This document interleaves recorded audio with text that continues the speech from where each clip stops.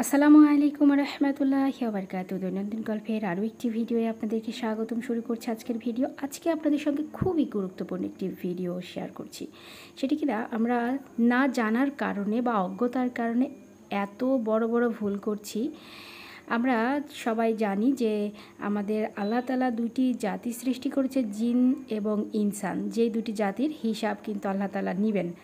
তো আমরা মানুষ অর্থাৎ ইনসান, কিন্তু জিন এরা কোথায় থাকে এটা আমরা অনেকে জানি না, অনেকে বুঝি না। এরা আপনার বাসাতেই অবস্থান করে, আপনার বেডরুমে এরা বসবাস করে, আপনার সঙ্গে এরা ডাইনিংয়ে খেতে বসে।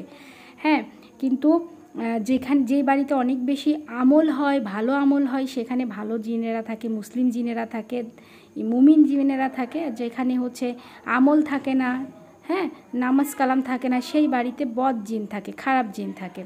তো এই জন্য আমরা কি করব, বেশি বেশি আমল করব, বেশি বেশি নামাজ পড়ব।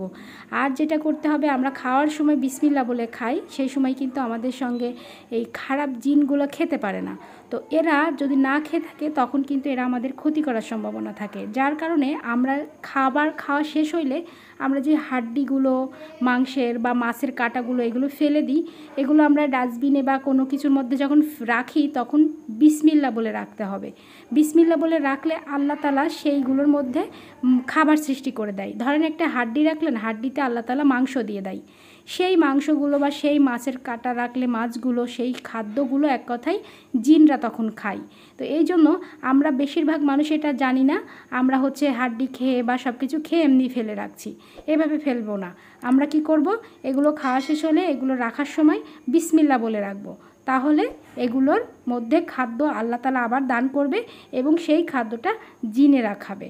তো সবাই মনে রাখবেন, ভিডিওটি অবশ্যই বেশি বেশি শেয়ার করবেন যাতে এত বড় একটি গুরুত্বপূর্ণ তথ্য সবার কাছে পৌঁছে যায়। আজকের ভিডিও এই পর্যন্ত। ভালো লাগলে চ্যানেলটি সাবস্ক্রাইব করে সাথে থাকবেন। আসসালামু আলাইকুম ওয়া রাহমাতুল্লাহি ওয়া বারাকাতুহু।